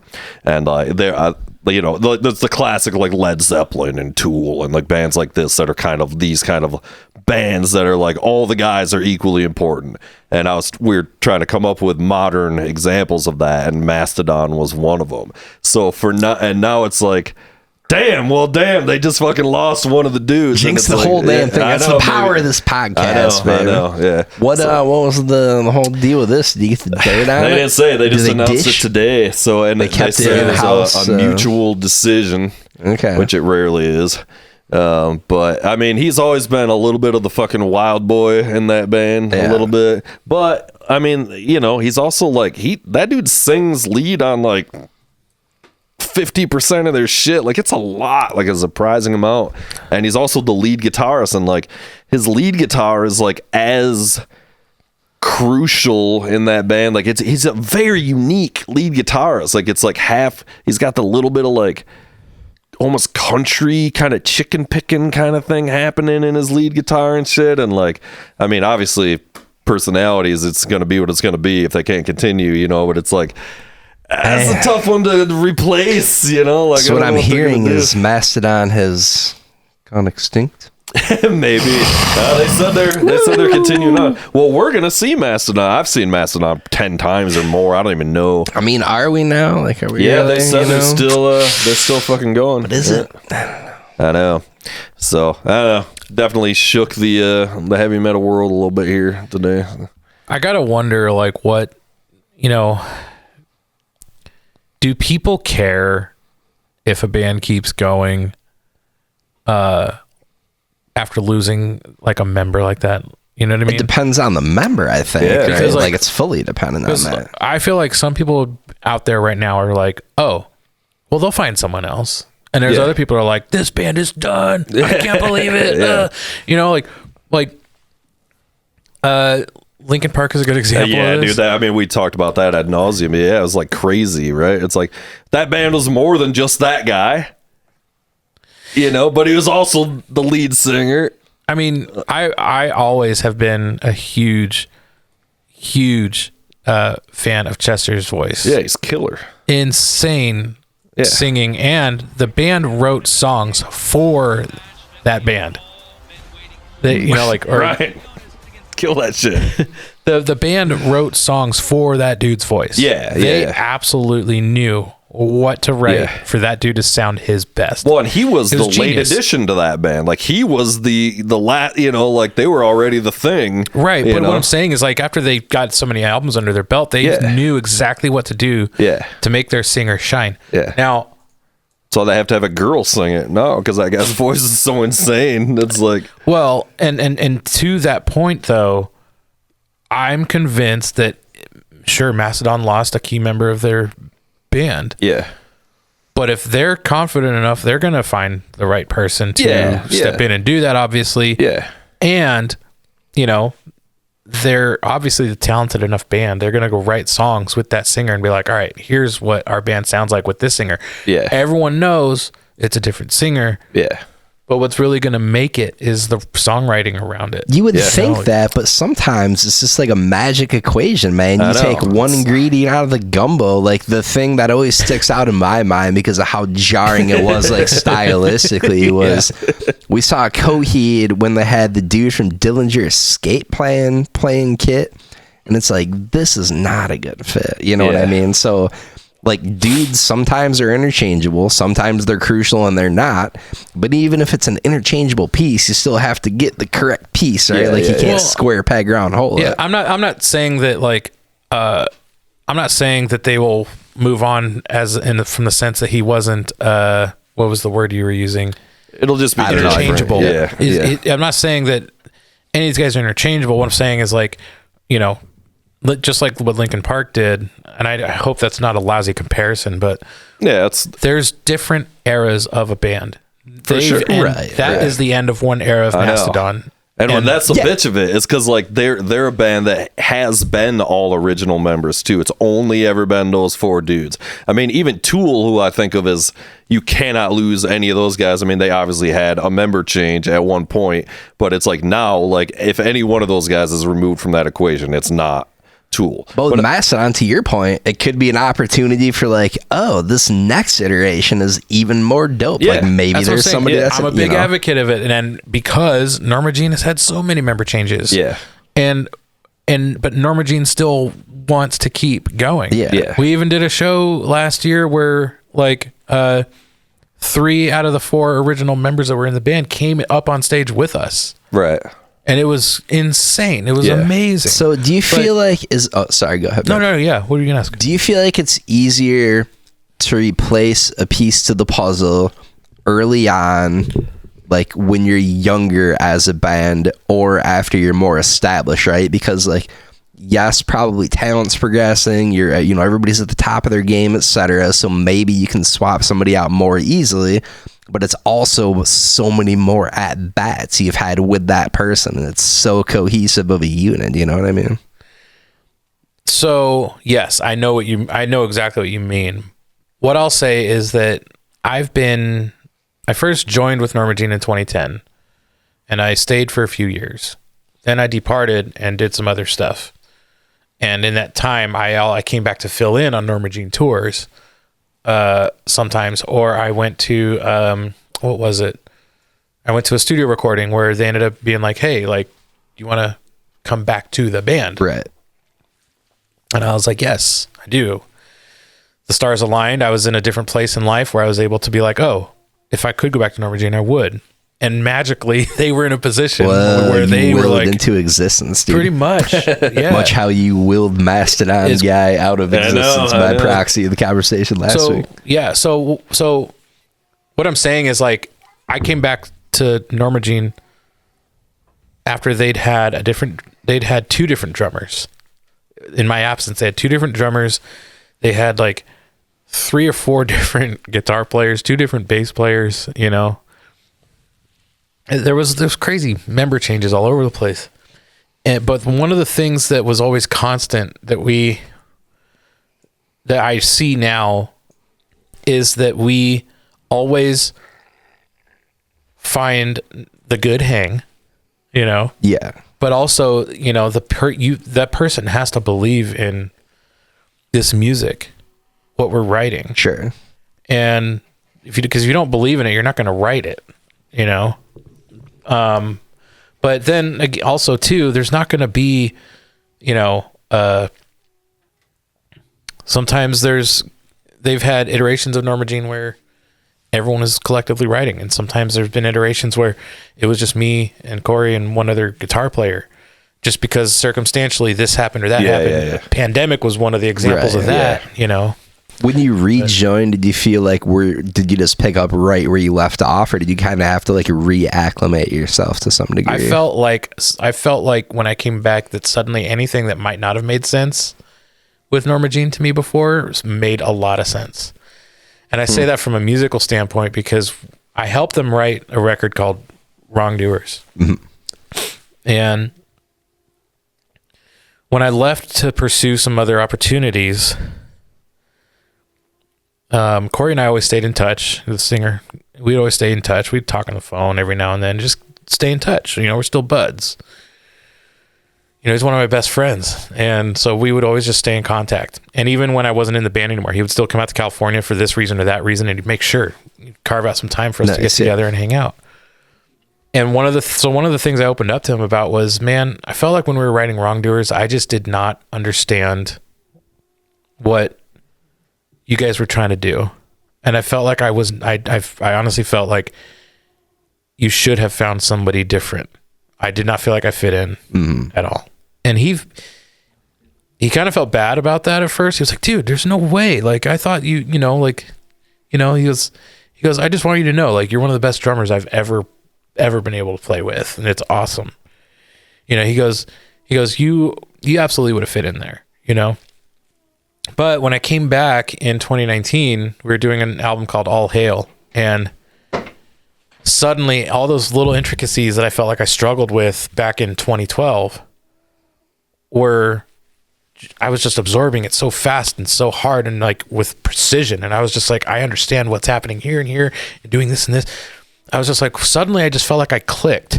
Yeah. That's interesting. Man, you almost like clear the decks a little bit when you step away and then come back to it like with a fresh eye. There we go. Yes. Yeah. That's exactly what it felt like. It felt like, oh my gosh, I was able to step away from this real foggy glass, clear it, and then get back up to it again. Well, it goes back to the conversation earlier about the mixing stuff, right? Like, it's got to be, I would assume, like a lot different going back and revisiting that stuff a year later versus you're in the thick of it, you're mired in it in the moment, and then you're diving right into it like immediately thereafter. I felt like a whole different chemistry with Norma Jean coming back to do All Hail.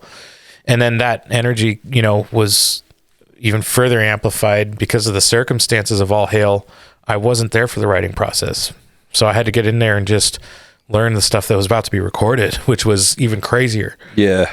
But the chemistry was amplified when we went to do Death Rattle Sing For Me, because then I was there for the writing. We were able to exchange the ideas and get together and work stuff out. And how different was it, like, not being involved in the writing process and having to get up to speed? Like, was it all freeing? Just like, I got to go in there, take this, I can't overthink it, I got to lay something down? Or is it, were you like missing a big piece of the puzzle not being involved with that part of it?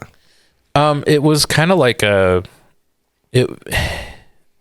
circumstances around it were kind of strange, but also it made sense. Like, Corey's brother, Matt, is a drummer, great drummer. He's also a great producer. He's a fantastic musician. The guy blows my mind. But his style of drumming is not a Norma Jean style of drumming. And at the time, they didn't have a drummer when they were writing most of this record. You know, they'd done a bunch of touring, and then that drummer was like, I'm out, whatever. And so they were having Matt help out with writing. And so they had all these drum parts written, sort of, and, you know, they had demos done. They did so much work. They worked their asses off. But then when they got to the studio, the producer wanted to hear them play these songs live. And so they played them live because that's all they'd been doing is writing and rehearsing them. And the producer, I guess, was like, pulled Corey aside and was like, hey, that dude's not playing drums on this record. He's like, there's no way. And, you know, Corey and him they had a conversation about Matt not doing it and why, and like this, that, and the other, and what, you know, the producer was saying what he needed out of a drummer for the record to work. And I think Matt was kind of like, I feel like Matt might have been bummed to a certain degree. I would imagine. He's like, I just had this I drum for Norma Jean coffee mug made. Like, this is unfortunate. I mean, he was bummed, but also at the same time, I think if I remember right, he also was just like, well, that makes sense. I'm not a metal drummer. Yeah. But where fair enough. Yeah. But here is where like I still can't be Norma Jean's drummer without him, because that guy has so much creative ideas. He's such a creative mind. And so he was in that room with me while we were tracking the drums for that record. After I'd spent all the time learning stuff and this, that, and the other, Will, producer, would be like, oh, try this. I want to hear this, whatever. And I'm like, huh? I don't know what you're talking. What? You know, one of the guys would be like, oh, do this. You know, guitar players suck at trying to tell a drummer what to play. But because it's Corey, you know, his brother Matt understands him. So then Matt would look at me and go, try this. And I'm like, oh, okay, I'll try that. You know what I mean? Interesting. And then that's how like the drums for a lot of the stuff came together, especially for Death Rattle Sing for me. He was in the room with his own kit, you know? Oh, like, damn. Like across from me, like similar to what your setup is. And I play a thing, I do a take on a song, and he'd be like, hey, can you just try playing like this? And he would like change up the patterns a little bit. And I'm like, yeah, sure. Let me try it. Cool. Let's do a take of it. Bam. So like we work, it's like I have my own personal drum producer. Yeah. And it's so sick because like the guy comes up with shit I could never think of, honestly. I could never think of some of the stuff that he comes up with as far as drum patterns and things like that. I give a lot of that credit to him because even if what he shows me, I don't play it exactly that way, suddenly I'm still playing something that's new to both of us. And we're like, oh, that's crazy. Let's record that. Like grab the little nugget out of the thing, even if it doesn't work. Yeah. So the whole situation with the All Hail record with me coming in was, it had multiple reasons. It was like, well, we need a drummer that can actually play on this record, you know, with the same type of energy that Norma Jean is. And then we also need a drummer for the band again, you know? Yeah. So it was like, it wasn't until I got there, you know, because Corey was like, just come out here, man. Let's just come hang out in the studio. And I was like, okay. But then I got there and he was like, thanks for coming to hang out, man. You're going to play drums on everything. Yeah. I was like, oh. He rope-a-doped you. That's the equivalent of like bringing your significant other. Like, we don't have to get a puppy. Let's just go look at the puppies. Yeah. And then a few nights later, he was like, hey, do you want to be back in Norma Jean? Like, that's not how the exact conversation went, but basically it was like, hey, you want to be back in the band? Sure. Cool. Here I am. Nice. You know, bonus. So it's crazy though. That's why you got to let me produce you sometime, because I'm like that with drummers. I'm like, can you play it like this? And then they're like, no. I'm like, okay, all right, well, I guess let's do it again. All right, good talk, man. One of the things I'll say that I think this producer Eric Ron in LA, he likes having me come out on projects a lot because he loves the hard hitting aspect. Yeah, I was gonna say, like, I'm a hard hitter and I'm hard on drummers who aren't hard hitters. You know? Like, he likes the fucking drum. Yeah, he's like, I like the way the air moves in the room when the drummer hits hard. Yes. But he also said, he goes, I like that you can do the same take over and over again. It's the same exact take. Right. So many drummers struggle to do that. You know, it's like, and I'm realizing that now as a producer. Like, I'll tell someone, be like, hey, this verse right here, go back and play with a lot more energy. To them, that means play a whole different beat altogether for some reason. Right. Like, no, I mean, like, hit the hats, give the hats a little more sizzle, like hit the snare a little harder, you know, stuff like that. Yeah. But, you know, and then we have to spend time going back to that, because then it's like, I just want you to play the beat that you did on the first take, but the second take needs to have more energy. And he's like, well, now I don't remember what I played on that first one. I'm like, oh, well, here it is. And then suddenly we're relearning a drum beat that he just recorded. Right. And I'm like, okay. So the producer in LA, he said, he's like, I appreciate that this is just a consistent thing. I know that it's going to be on the click. It's going to be this way. Yeah. And I just got to tell you what kind of energy to put into it. Yeah. And then it's just is that done. Like, do you have it more dialed in's not the right word, but like, do you know exactly what you're doing, or is it just like become course of habit through like proxy of the more regimented training you had back in the day? You know what I mean? Like in terms of playing the same deal over and over. I don't know where that comes from. I don't really. I think it's like just from the fact that like I know when you're naturally in my brain, if you're recording something, you got to know what you're recording.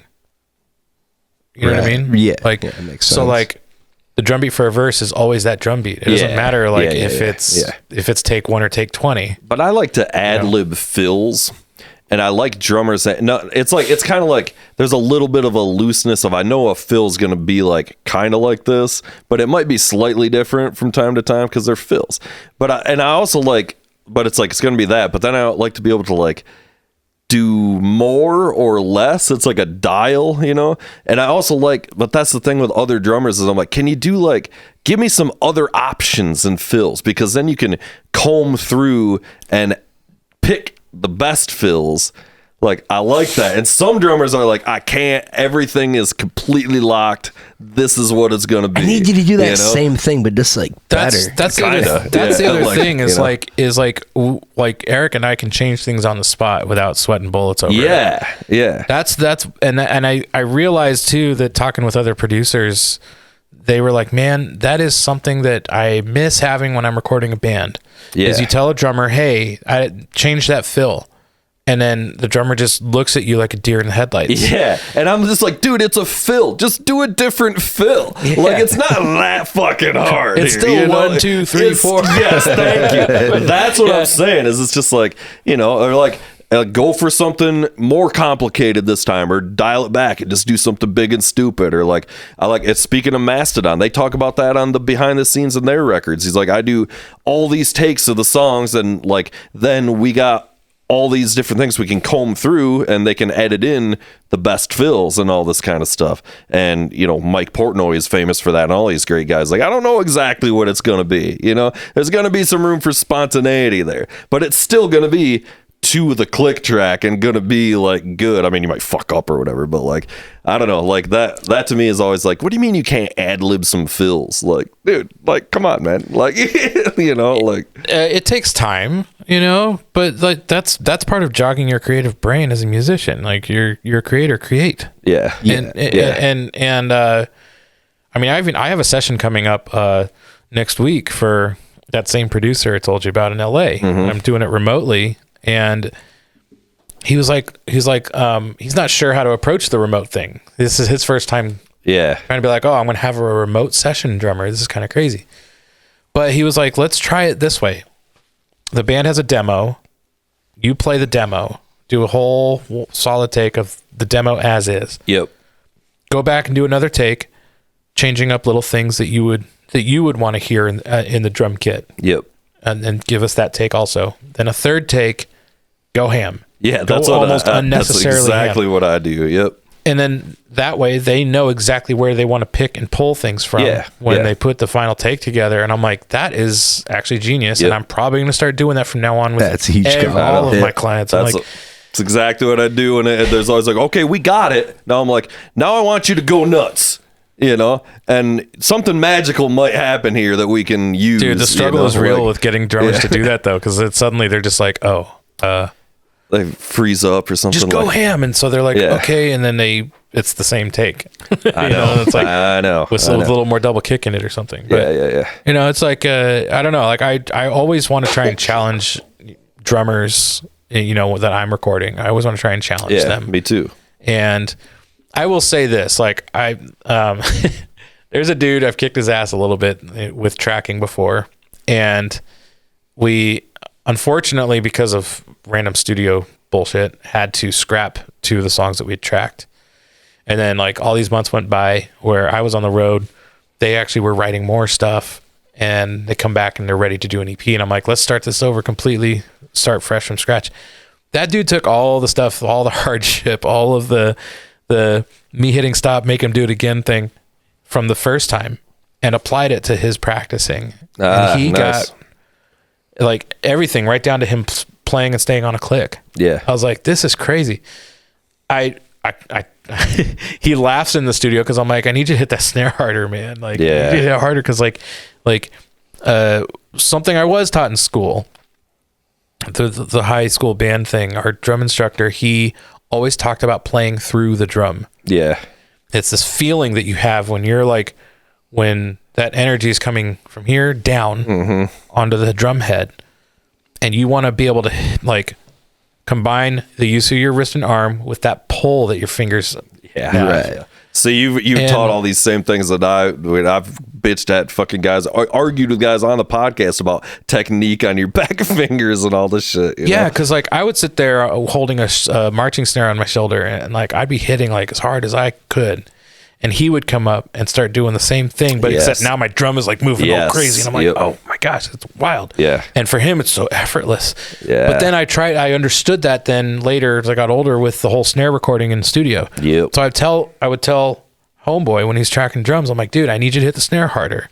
I need you to play through the drum. He's like, I have no idea what that means. You know, like, and sure enough, I got to replace the snare on the record because it sounds fluffy. Yeah, and I'm like, you guys are a metal band, and not hitting rim shots and stuff. Yeah, no rim shots. It's crazy. It was I won't get into it, but well, the other thing we used to call, I was taught this, and it's a very esoteric thing, and it takes a while to understand, but it's quality of stroke. Okay, that's what they called. Matters in all aspects of life. I know.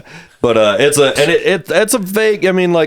It's something that takes a while to like solidify what you're doing there when you're talking about that in drumming, and like how like you can play some like you're saying, like a guy who knows what he's doing can like only be like 7 inches or off the drum head or whatever and make this huge sound out of it, you know, and like not doing anything stupid like this or anything, which I'm fine with this if you want to do that, but like it's just like there's a quality of the actual hit that you're doing, and it takes a long time to like. It's efficiency of motion. It's like that with the golf swing. Like some of the dudes that hit the ball the farthest, like it's some 120-pound guy that's barely swinging, but like if the movement is efficient, like you're gonna, it just really see comes high down school to like, physics course here. Indeed. It just comes down to how you hit. Like I don't know. When if you're a drummer, like and you want to be good in the studio, most producers are gonna be like, how does this dude hit? Yep. Because how you hit gives you everything from your 100%. tone, your timing, everything. And if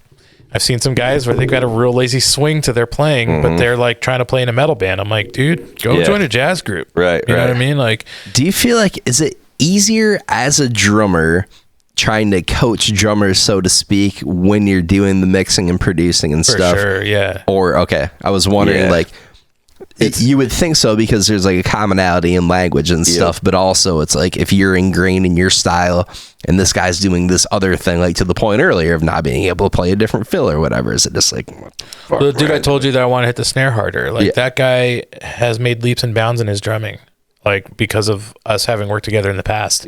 He learned so much, which is great. I love when dudes come in the studio like that and they leave having learned something that they can kind of like carry with them, you know, because I do the same thing. Like anytime I go to someone else's studio, you know, like if I'm not drumming, I want to watch what they're doing with the outboard gear. I want to watch what they're doing, what they're listening for. And like, you know, like I shut up, I just get quiet and I'm like, all right, I'm gonna need to study this.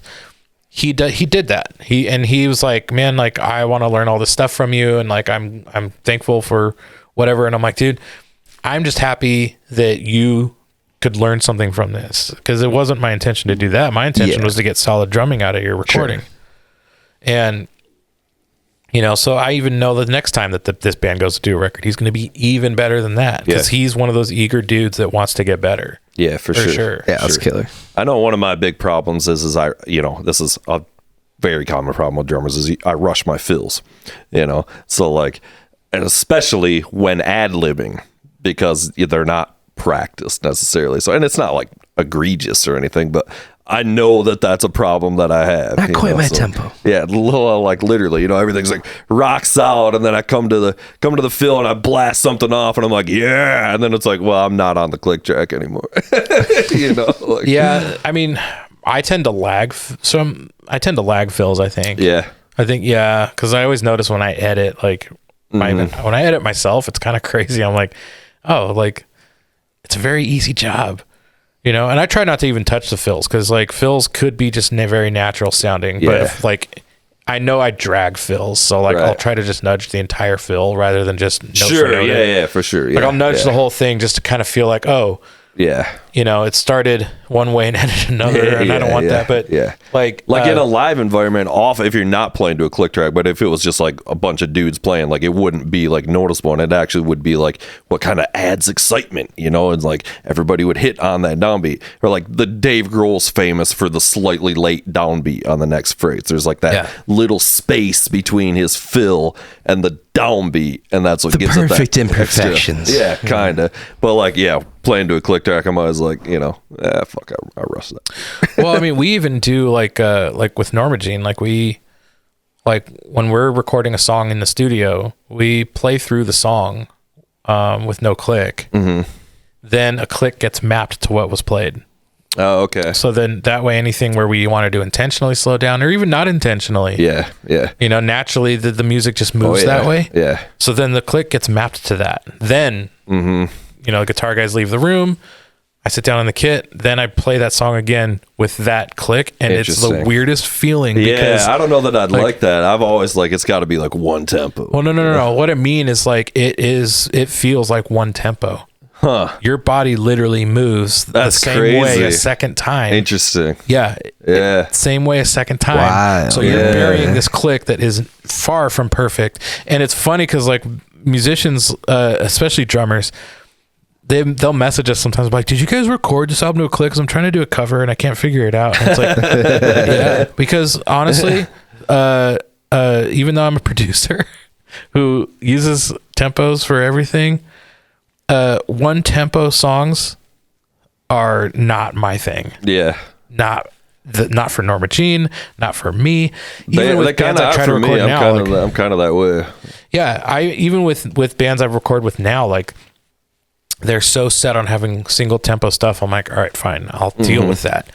But if one of these bands gives me the chance to, I will go and record them and make them play the song without a click, then map the click. If anything's really off, I'll straighten it out. Right. You know, but then have them track to that because the ebb and flow of music speeding up and slow. Mastodon is one of they own this like whole thing of where like their music gets faster and it slows down and like they you know what I mean, and it's like it's done in such a natural way that you hear a rock solid band the entire time. You know, that's a famous studio trick too. Not trick, but like it's been forever that bands will start the take to a click track and then the click track gets turned off like during like whatever the intro or the first verse or whatever. So that way, like, you know, obviously choruses at the end and the ends of the songs and stuff typically can do this or whatever tempo wise. So there's that's probably an interesting way to do it. In like a reptilian brain sort of way, it almost makes sense, right? Because click tracks like weren't around forever, right? Like how long has live music been being played? Fucking eons. Right. And this is a new thing. So like having this uber dialed in, you know, like, my thing is I don't have a band. I'm not drumming in a band like that. So anything I am doing, it's either like just myself. So it's kind of like, here's a click track to play with from the get go, you know? So it's like, I don't really have the opportunity to really like play with these kind of things. It's like, it's all file sharing or whatever. So it's like, it's gotta be like to a click. Otherwise it's just going to be whatever. So I get all that. Yeah. Tempo mapping, like sharing tempo maps is insane. You have to like, because you can't program the computer like that, you know, it won't do an identical thing, like unless easiest way is just to fucking I've had to do it, just export the actual click track to an audio track, right? You know, that's the only way to do it. It kind of is, but I mean, thankfully, that's probably one of the other reasons too why whoever produces our stuff records it, they also mix it. Because like, good luck anyone else, you know. Well, at the same time though, I mean, like, all of the delay effects or anything that is time based, like, is done by hand anyway. It's still organic in that sense. So like, it doesn't really matter, you know. Like anyone else could mix that. They don't need a click to mix a song. When you're mixing a song, you shouldn't at that point. You shouldn't really need a click. Yeah. Like to me, if like you're adding in like all these effects that probably should have already been there in post-production, like you're not just mixing, you're fixing or you're producing. Right. You know, I feel like there's a difference between some of that. Sort of depends. Like when I send my stuff off, I guess I probably did this with you too. I typically don't send any time-based effects, reverbs, delays, and shit. I kind of want to rely on the mixer for that because I'm usually just doing something that's almost just like a demo in that. You know, it's like, here's a reverb with a preset. Maybe I dial it in a little bit or whatever. Yeah. Like I'm going to throw on a quarter note delay just so it's like, okay, it kind of sounds like this is the vibe. But like, it's like as the mixer, it's like, I want you to do that, to actually take that all the way because I'm not gonna I do love doing that because I love creating that emotive part of a song, you know, like, and I feel like delay on vocals is so underappreciated. I'm obsessed with it. I put it on everything way too much. I do it a lot. Everything I do it a lot. Like I feel like it's sometimes underappreciated. Like I love a good like dirty scream, you know. Mm-hmm. But if there's a music passage after that long ass scream held out forever, you know, put a delay tail just on the very end of it or something, you know, like just because like you want. I'm always telling my mixers, you guys need to listen to more pop music and actually steal some of the effects from these pop records. Yeah. And even like reverb pushes and all this kind of shit. Yeah. I love that shit, dude. Like, it's all stuff that I love doing that now because that's what makes a vocalist sound larger than life, really. You're the biggest thing in the room, you know, and that's what's fun about it. The other thing about like reverbs and shit, why I don't want to like send that to somebody is because like with the mix, it's like, well, the frequencies are probably going to actually change here. Like you're going to be EQing your shit. I EQ very little at all before I'm not like the stuff I would send you that's like, here's the song. There's like basically no EQ on any of that. I mean, most of mixing nowadays, it always involves a little bit of post-production. Yeah. And that's, but what I'm saying is like, I don't want to like try to like print a reverb that's based off of a vocal or something else that the actual EQ is going to change on, you know? So like how you're going to EQ that reverb is going to be different now, you know what I mean? So like that's why I don't want to like be printing all these effects and everything. And like sometimes it works, you know, but I don't know. Just my kind of basic philosophies here. I think I should rephrase what I was saying earlier because like I don't think that, I mean, adding delays and reverbs and stuff is different, you know, but if you're like going through someone's mix and like reamping guitars and like, you know, replacing drums, like, you know, that to me is like, this is all post-production type shit that should be handled before you take on a mix. Right. But I mean, I don't like fucking reamping and shit. I've done all that, but I'm like, I don't even, most of the time, like working here, nothing, I don't even take DIs anymore. Fuck it. I'm committing to it. Like I'm going to have my amps. I'm going to mic them up and this is going to be what it's going to be. And I know I'm good enough. What the takes I'm going to get are going to be to the point where I don't need somebody to edit my takes on a DI and then reamp them. Cause that's what a lot of reamping is when you get right down to it, is like people fixing shitty playing on your DI, editing it, and then they reamp it. Like this happens all the time. Oh yeah, you know, I edit DI tracks all the time. Yeah, it drives me nuts. It's like, okay, like we can't get close enough here on guitars that like we can't just have solid takes, you know. Well, the thing is like I'm also very OCD about the end result. You know, if they didn't play as well as they could, they didn't send the best takes. Maybe there's something I could do to make those takes sound good because like I don't want I get it. All that comes back to whoever, you know, because like I'm just annoyed by it. Oh yeah, for sure. Because like it's a lot of extra work, and it's like now you're making somebody that's like not. I don't know, man. It's a tough thing. Like I wish auto-tune didn't exist because it's like I don't want to use a bunch of it, and then people think I'm the guy that can't sing because my shit's not auto-tuned to death. You know what I mean? It's like this fucking thing. You can't like. I can't compete with that. Well, you know? The thing too, though, is that like you run into issues where, and I mean, at least I do, like the people that hire me to mix stuff. You know, I'm not mixing big names. I'm a small fish in the pond. You're mixing me, I know. Like I'm a small fish in the pond, but like you know, I meant it when I said, hey, the stuff you sent me it was properly done. Thank you. I try. It was well produced, well captured. Everything was edited. all I had to do was dress it up. And most importantly, you paid me up front. Yeah, seriously. But like, I'll get tracks sometimes where the guitars are just all over the place. Yeah. And I will have to salvage those in an edit because like if, like those guitars, like what are the drums going to do with guitars being all over the place? I know vice guys, versa. bands that have sent their shit off to like big name mixers, and those mixers have literally just said, this is not mix ready. Yeah. Just said no, basically. And so like, there's that too. Like, I mean, shoot, I might have to do that. Like, be like, oh, send me the tracks first. Let me look at them. And then if I agree to do this, then. I mean, you should be able You get to a real hear. air of mystique Well, if you because go there. it's like, I It's don't not wanna- worthy of my time. I don't. Yeah, because it's kinda. like, well, hey, if you guys want this done by me, here's what I need. Yeah.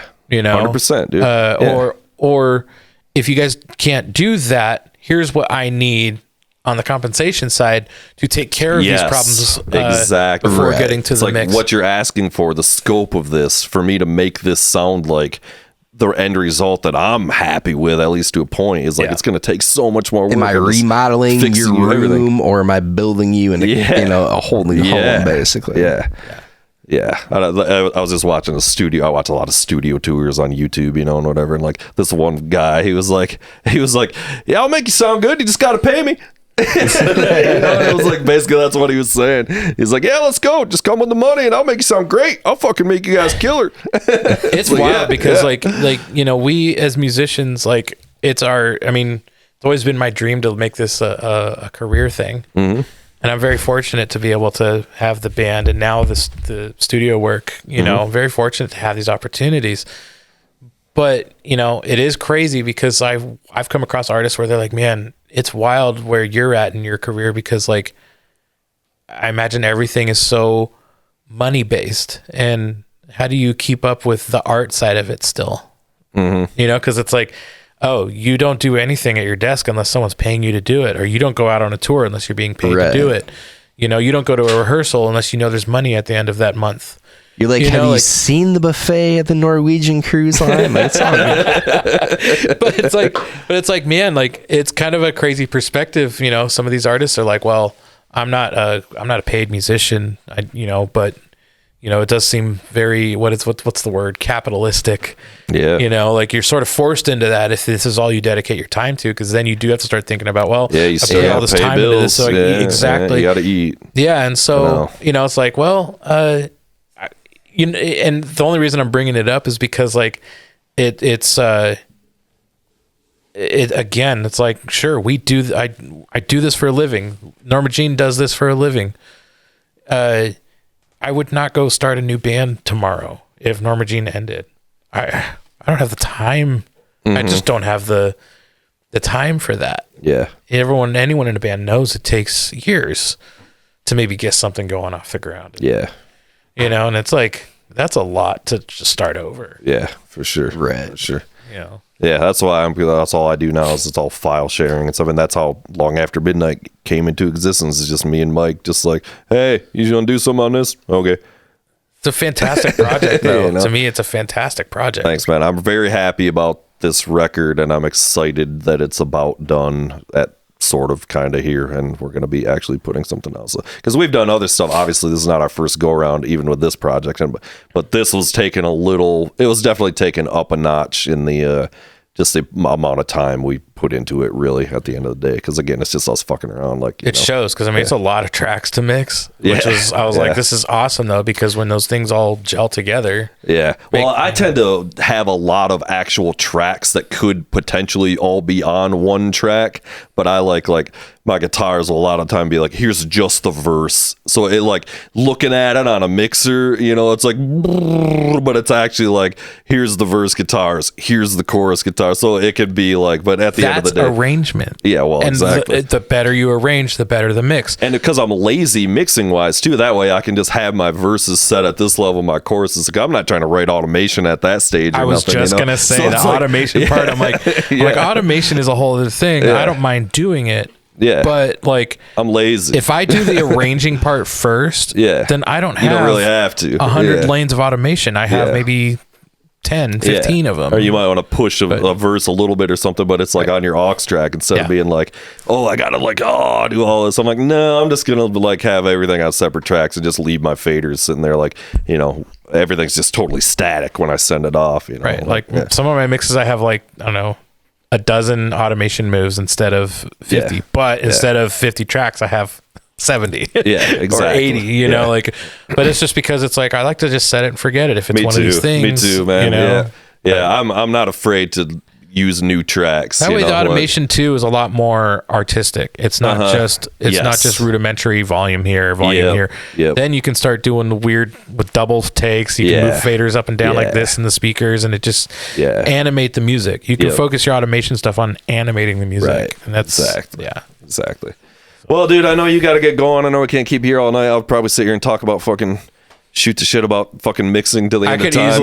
I could go on forever. Dude, I was joking. I'm like, I will talk about microphones to anybody that will let me. And nobody wants to talk about microphones but me. But it's like one of those things. It's just like, I'll endlessly fucking nerd out on this shit for fucking the end of time. I'm just like that about Cubase. Like, like I can go on for days about that. Well, you'll have to come back and we'll debate that versus Pro Tools, because I'm still kind of a fucking Pro Tools dickhead. So like, giving everybody shit about it, and my Pro Tools crashing constantly. Oh, trust me, I got Cubase because everyone told me to get that instead because Pro Tools crashes too much, whatever.